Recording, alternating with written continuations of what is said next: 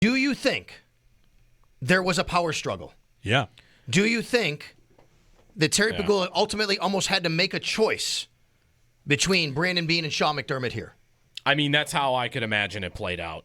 It seemed to be growing, the idea that they weren't tied at the hip, and you had these little comments all year, right? McDermott about Jamarcus Ingram or about, certain things about the roster, and it just felt like it was always growing, that maybe there's a little bit of tension, and if it grew to, okay, one of them's got to go, I wouldn't have been stunned by that.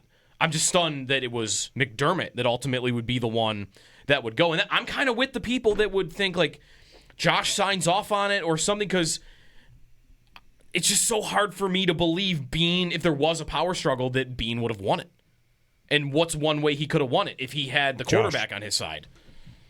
You have the quarterback on your side. That's how you win a power struggle. I want to go back to 10 months ago. I'm at the owners' meetings, and I will tell you, a feeling that me and my colleagues, some of them, shared was that it seemed like maybe they weren't on the same page all the time, right? Just something that when you talk to them and you hear about how they vision the team and things like that. A month later, Brandon Beane comes on the radio here with you guys, the epic viral situation that happens right there.